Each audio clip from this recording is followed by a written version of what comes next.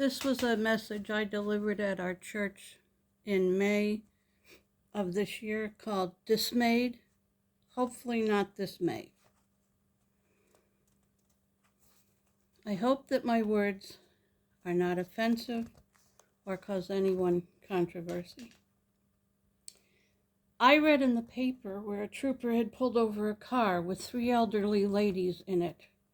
He was concerned for their speed on the road. When the trooper inquired about why the driver was going so slowly, she quickly pointed to the sign and said, "There, officer, see the sign says 20. I was going 20. The officer informed her that that particular sign was the route number and not the speed limit sign. The trooper then looked in the back seat to see one of the women with her hair blown backwards, both of her hands clinging to the seat and a look of horror on her face. "What has happened to her?" he inquired.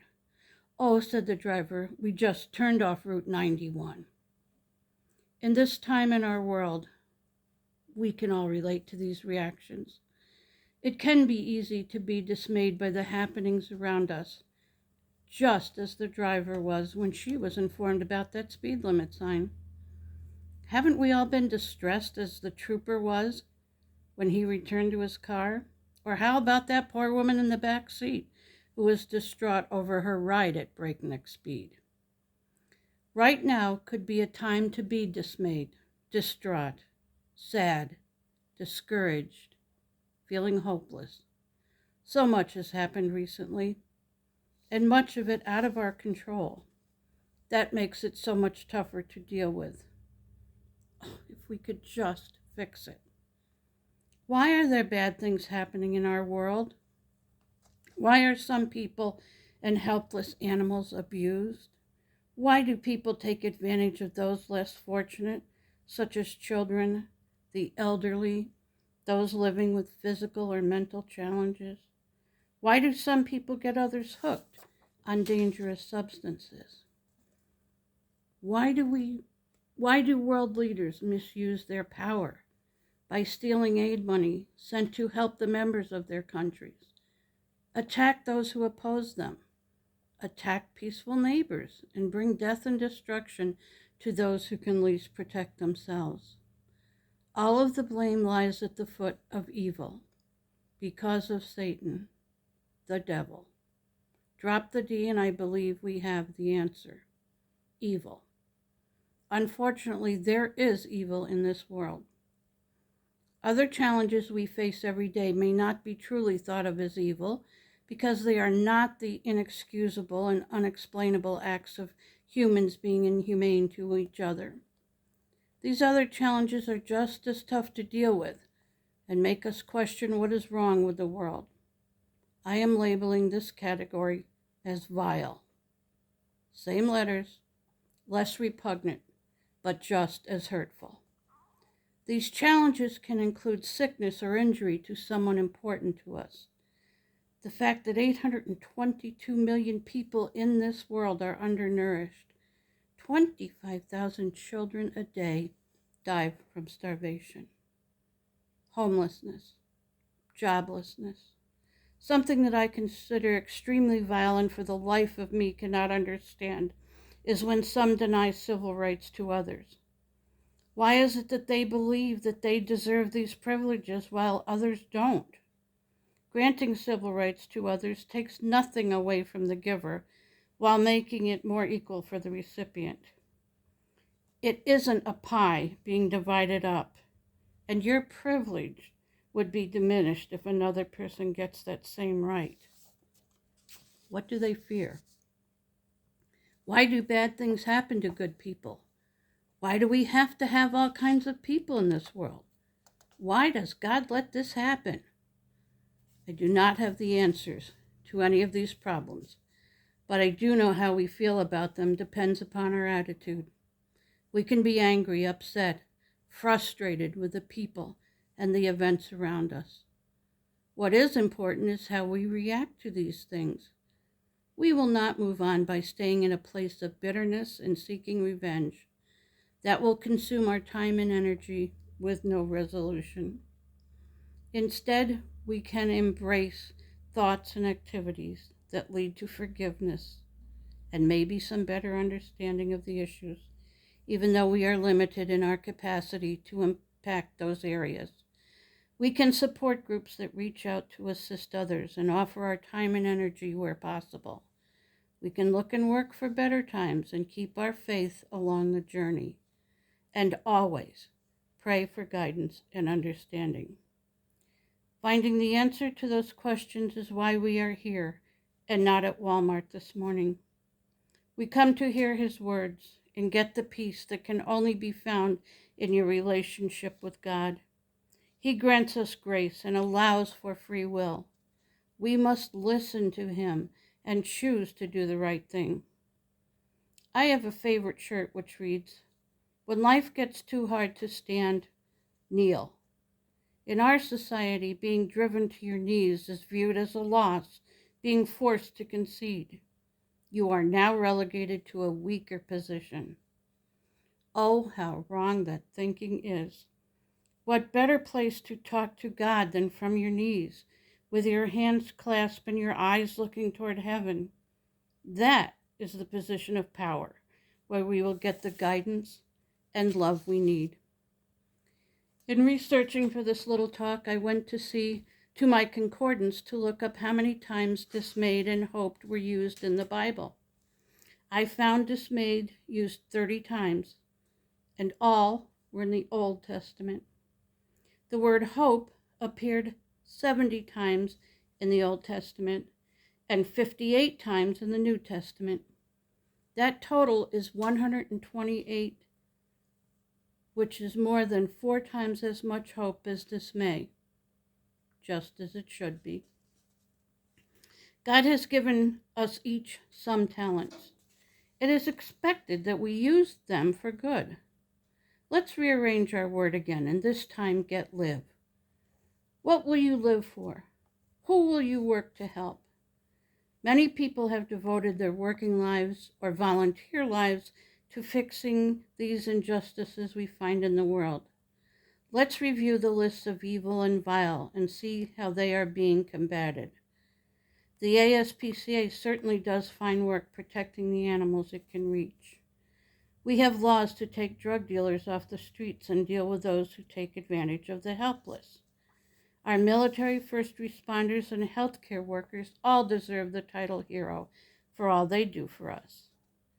The world has proven that good can overcome evil as we unite to help those in the Ukraine through the UN, NATO, the EU, and by individual nations sending various kinds of aid.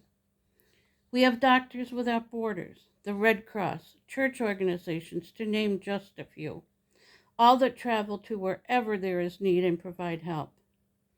Think of the scientists that use their God-given talents to create the vaccines and treatments to help in the fight against COVID. There is UNICEF and WHO trying to alleviate hunger on this planet. WHO, of course, is the World Health Organization. In my research, the piece of information that gave me the most encouragement was also the most surprising to me. Although we have 16% of our children that live in poverty, the United States does not lose any children to hunger. The assistance programs we have implemented do work. Sometimes these challenges are met by a single individual who sees a need and creates a helping solution. The mother who lost her child to a drunk driver and started Mothers Against Drunk Driving in an attempt to prevent this tragedy from invading another home is such an example. But we do not have to look far away to find good people doing good things. Each of us can name those in our lives who use their skills to serve others. Each of us just need look around this beautiful sanctuary to find examples of those who serve others, and they are right in our presence. We can all point to those who are involved with the food pantry and our missions. The community garden is bringing more into our serving the community. It takes our village living within this church to keep this building and grounds within it working in working order and presentable. those who serve in the choir when it is possible, all of you who help put the written materials for the service together, work on fundraisers, serve on committees, and those who are part of our worship each week are doing God's work and being Christ-like. All the aforementioned are doing good deeds. As I planned this week's message, I felt proud that I had included Renee and Karen in ways they felt comfortable in serving. I mention this only because I soon was put in my place when it came to including others in the weekly service. When I got to church last week, I found out who the real recruiter is. Renee was assigning tasks to each person, including me, who entered, and all jobs were covered just that quickly. But the best part of that was we all willingly agreed. All of these people are delivering hope to those who need it. Paul defined hope as the expectation of good. Things are going to get better. God will surely bring you out of this time of despair. There is a bright side somewhere. The best is yet to come. But it isn't over until God says it is over. He will determine the time. So we must keep our faith and hope and live to make those around us in whatever part of the world we can impact to be a better place.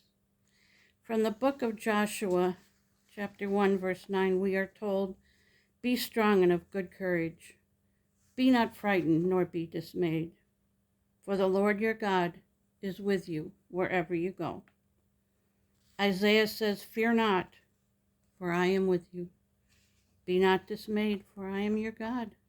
I will strengthen you. I will help you. Fear not."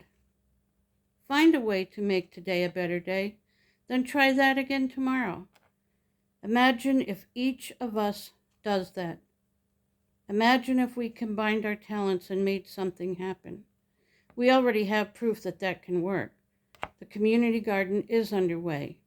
And is there any more proof of faith than putting a tiny seed in the ground and believing that God will turn that into food? There is the perfect example of hope. When she heard my topic, Charlene gave me an article by Michael Gerson entitled, "God is Here Even Among Pain." He maintains that Christians do not rely on philosophy to prove our message.